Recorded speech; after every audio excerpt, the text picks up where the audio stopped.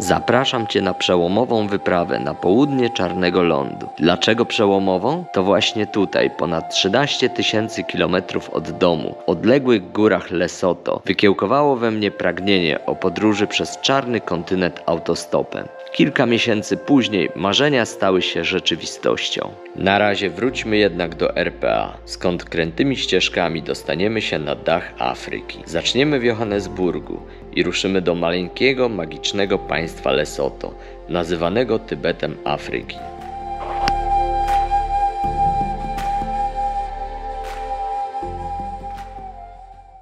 Witam Cię w Johannesburgu. Środek nocy. Właśnie dotarłem do hostelu. Cena jakieś 17 euro. No tak wygląda pokoik. Całkiem fajnie. Gorąco jak diabli. To coś nie działa. Niestety. I pan powiedział, że działać nie będzie. Za to najważniejsze. Łóżko i łazienka. Kibelek jest. Pan powiedział, że o 8 rano włączy mi prysznic, bo jest wyłączony. Takie chyba zasady. No i generalnie tu jest dosyć ciekawie, bo druty kolczaste, ochrona kamery, po kilka jakichś zabezpieczeń. Naprawdę było ciężko tutaj wjechać. W ogóle wielkie zdziwienie w Johannesburgu na lotnisku. Ja zawsze staram się unikać lotów takich, które przylatują w nocy. Nigdy z założenia nie biorę taksówki na lotnisku. No i biorę hostel przeważnie gdzieś blisko lotniska, tak żeby się przejść, obczaić okolice, na piechotę i tak dalej. Ten kierowca z Bolta powiedział mi, że to byłby bardzo, bardzo zły pomysł w nocy w Johannesburgu się kręcić z plecakiem. Tym bardziej, że był kawałek. Udało mi się zamówić Bolta nie bez problemów, ponieważ, co było też ciekawe, zamknięte wszystkie kantory wymiany walut. Totalnie. Więc nie dało rady wymienić kasy. No i oczywiście miejsca, gdzie można kupić kartę SIM z internetem też zamknięte, więc nie miałem ani internetu, ani siana. Więc Bolt był jedyną opcją. Na szczęście miła pani w informacji dała mi swój internet, włączyłem się, zamówiłem Bolta, dzwoniłem z tym taksówkarzem i dojechał. Za 13 zł. Myślę, że bardzo dobra cena, jak na to, że zaoszczędziłem 45 minut marszu. Czytałem, że jest tu trochę niebezpiecznie, ale tak zbagatelizowałem to. A jutro rano ruszam do następnego miasta na południe, po to, żeby ruszyć do Lesotho. Już mam wszystko przygotowane, zaplanowane wstępnie, więc nie tracę czasu. W Johannesburgu nie lubię miast, wolę przyrodę, więc ruszam w przyrodę. Pierwsze chwile w Johannesburgu.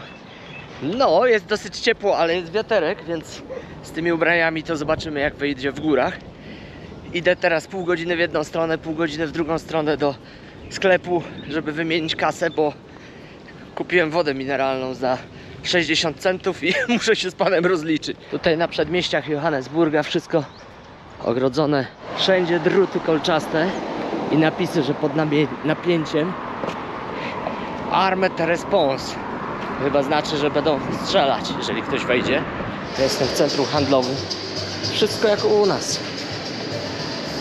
Światowe marki, pełna kulturka. Idę szukać kantoru, żeby wymienić siano. Dworzec autobusowy w Johannesburgu wygląda okazale. Udało mi się kupić kartę internetową. Udało mi się wymienić siano, więc wsiadam teraz na autobus i jadę do Bloemfontein, dużego miasta na południu, blisko granicy Lesotho. Będę tam gdzieś 5:30, więc jeszcze będzie czas. No i trzeba będzie zorganizować jakiś transport w Lesotho. Wszystko idzie gładko jak na razie. Naprawdę nieźle. Ale jaja na tym dworcu autobusowym niezłe zamieszanie, młyn. Co chwilę ktoś przychodzi, zmienia miejsce, gdzie mam stać i czekać. No ale generalnie mam jeszcze trochę czasu, więc myślę, że nic nie odjedzie. W Afryce w ogóle nikt się nie śpieszy. Tak samo tutaj na południu widzę, więc wszyscy wyluzowani. Mam miejsce niezarezerwowane, najtańsza opcja. Zobaczymy. O, znowu pan naganiarz, który zaraz będzie mi gdzieś kierował. Tak komfortowo to w Afryce jeszcze nie podróżowałem. W Kenii, Tanzanii autobusy były przepełnione, po prostu tłum. A tutaj puściuteńko klima. Kierowca przyszedł, wyjaśnił zasady, jakie tu panują, że co robić ze śmieciami, że nie wolno wysiadać bez pozwolenia i tak dalej. Autobus prawie pusty, szok, a w sumie wybrałem najtańszy, jaki był. No i ląduję gdzieś tam wieczorem w Bloemfontein, a potem później trzeba się będzie po prostu przedostać przez granicę do Maseru. Jutro rano wstanę i spróbuję zorganizować ten wyjazd w góry. Chciałbym tam spędzić w górach trochę czasu. Nie wiem jak to zrobić, bo odległości są potężne. Trzeba chyba będzie wynająć samochód. Wyzwaniem będzie ruch lewostronny. No zobaczymy. Na razie przyroda jest po prostu oszałamiająca, jest gorąco. No ale w autobusie klima. Tego po prostu nie było w centralnej Afryce. Tutaj na południu rzeczywiście jest cywilizacja na zupełnie innym poziomie. Udało się kupić w tym centrum handlowym internet. Udało się wymienić kasę. Internet bardzo taniutki. Na 2 tygodnie 4 giga. Zapłaciłem jakieś 10 zł. Niecałe chyba nawet, więc rewelacja. W ogóle Bolt też rewelacja. Te przejazdy kosztują grosze. No ale to wiadomo, Johannesburg na prowincji już będzie pewnie zupełnie inaczej. Tam pewnie nie będzie transportu. No i będę się jakoś poruszał albo tymi ich lokalnymi jakimiś takimi busikami, albo stopem. Zobaczymy. W ogóle to jestem jakieś 13 000 kilometrów od domu, czyli niewiele bliżej od tego, co było na ziemi ognistej, ale jakoś czuję się pewnie, bo Google Maps pokazuje, że w razie czego można wrócić na piechotę. To 6 dni i 13 godzin. Nie jest źle. W razie jakby przestały działać samoloty. No a z Argentyny to nijak nie dało rady, by wrócić na piechotę. Także jakoś czuję się tutaj mega bezpiecznie. Chociaż lot trwał 14 godzin, to naprawdę było długo. Zdecydowanie najlepsze są wyloty wieczorne i przylot rano. Czyli zupełnie odwrotnie niż tutaj w tym wypadku wyszło. Za oknem jakaś burza piaskowa, nie wiem co się dzieje po prostu już od jakiegoś czasu. Zamieć, tak jakby od pustyni. Jakby człowiek tutaj utknął z namiotem, to rano byłby po prostu siwy dym. Nawet w autobusie czuć ten kurz. Po prostu prawdopodobnie ziemia jest strasznie wysuszona i wiatr powoduje coś takiego. A tak nawadniają pola. Są takie właśnie opryskiwacze, które jeżdżą, notabene, o, tak jak tu widać, i nawadniają, bo jest sucho jak diabli.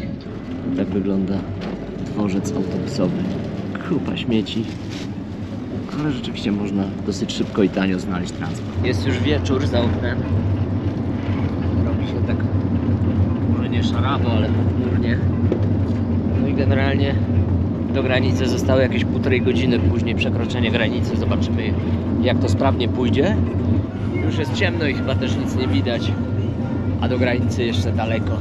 Szalona jazda w środku nocy, ciemno jak w dupie, nic nie widać. Już jestem w Lesotho po mega turbo przejściach. Nie będę teraz jeszcze o tym mówił, póki nie wyjechałem z tego kraju, ale generalnie lekko nie było.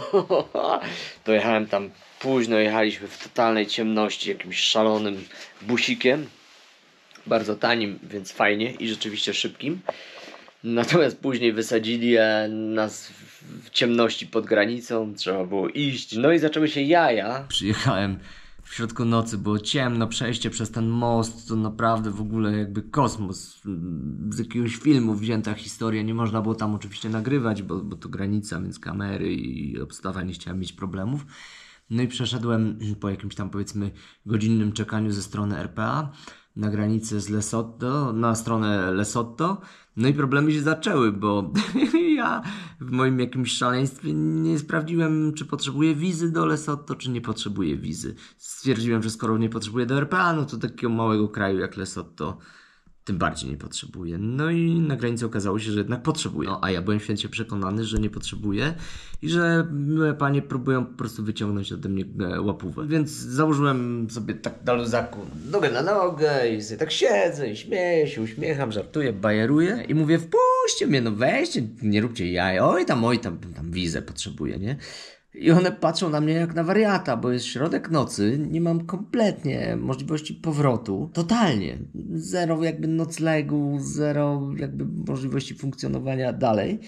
I one mi mówią, że wizę można zaaplikować 72 godziny wcześniej i generalnie wiza kosztuje $150, więc ja jakby mam z tyłu głowy, że one chcą ode mnie wyciągnąć $150, więc dalej sobie robię jaja, gadam z nimi na luzaku i one w ogóle siedzą tam 3 panie i nie rozumieją mojego zachowania. Myślą, że jestem jakimś wariatem, bo w takich sytuacjach ludzie są zdygani, przerażeni, smutni, zestresowani, a ja se siedzę wyluzowany, będzie jak będzie, bo wiem, że nie potrzebuję żadnej wizy, Ale jakoś nie mówię im tego, że nie potrzebują. Po prostu robię sobie jaja i mówię, no weźcie mnie wpuśćcie, nie? Trwało to około godziny, ta cała nasza przepychanka, pogadanka raczej w tym pokoiku. W międzyczasie przyszła główna szefowa i tak na mnie patrzy i mówi, kurde, co tu zrobić? No, nie mogę cię wpuścić bez wizy, no ale przecież cię tam nie odeślę, nie?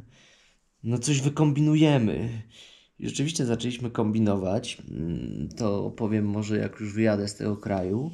Natomiast finalnie udało się i dotarłem do Lesotho. Nielegalnie można powiedzieć, więc muszę być tutaj ostrożny i grzeczny, żeby mnie tam nikt za bardzo nie skontrolował. Notabene challenge'em będzie wyjazd z tego kraju, wydostanie się, no ale okej. Przyjechałem do tego hostelu, nie wiem, guest house'a całego śmiesznego. I podłączyłem się do Wi-Fi, no i pierwsze co, sprawdzam tam, 2 w nocy, a ja googluję, potrzebuję wizę czy nie potrzebuję? No i kurde, szczęka mi opadła, nie? Bo okazuje się, że potrzebuję. Czesi nie potrzebują, Niemcy nie potrzebują, ale Polacy potrzebują. No i zaoszczędziłem dużo pieniędzy, no bo te $150 finalnie jakby zostało u mnie w kieszeni. Pani powiedziała, że jak mnie ktoś tutaj złapie i sprawdzi, co jest grane, to ja trafię do pudła i ona trafi do pudła. Bo rzeczywiście w paszporcie jest pieczątka i tam podpis, data, godzina, wszystko odfajkowane. Zresztą oni mnie zeskanowali i od razu wyszło, że bez tej wizy nie wyjadę. No więc jest interesująco. No, wziąłem namiary na panią i umówiliśmy się, że wrócę w niedzielę w nocy, bo wtedy będę mógł przejechać, ale okazuje się, że no, nie jesteśmy w stanie fizycznie ogarnąć jakby geograficznie tego kraju w tak krótkim czasie, bo 8 godzin w jedną, 8 w drugą, gdzieś tam jeżdżenie, kombinowanie, to wszystko naprawdę długo trwa. Wszystko długo trwa. Dużo dłużej niż w Europie. Więc jakby zadzwoniliśmy i ponegocjowaliśmy z panią i powiedziała, dobra, no to tam w poniedziałek do 12 dawajcie, nie? Przez granicę. Będziesz przeskakiwał. No dobra, więc jakby mam nadzieję, trzymam kciuki, że to się wszystko pięknie, sprawnie uda. I jak już się wydostanę z tego kraju, no to będę już tam coś tam mógł powiedzieć więcej. Aczkolwiek nie chcę za bardzo zdradzać szczegółów, bo chcę tu wrócić na pewno, bo tutaj trzeba przyjechać tak na 2 tygodnie albo 3 najlepiej, żeby tak na luzaku to wszystko objechać, spentrować, sprawdzić. Tylko trzeba się nastawić na specyficzne warunki, takie naprawdę południowoafrykańskie. Ale jest co oglądać, jest klimacik. To jedzenie dzisiaj, Jezu, jak weszliśmy tam do tej knajpy, nie wiem jak to nazwać, no to smród mnie po prostu wypchał za drzwi, naprawdę zrobiło mi się niedobrze, nie? Ale twardo do środka, bo mój ziomal mówi, że że super żarcie, dobra, no i zjadłem i rzeczywiście popiłem kolą, żeby zdezynfekować, ale do tej pory mi się odbija, on pyta, czy chcę jakąś kolację, ja mówię, nie, broń Boże, oszalałeś, zero, idę spać. O 4:30 pobudka i dzida. Tam w głąb kraju, po prostu w totalną już dzicz, w te góry. Teraz Lulu i widzimy się jutro.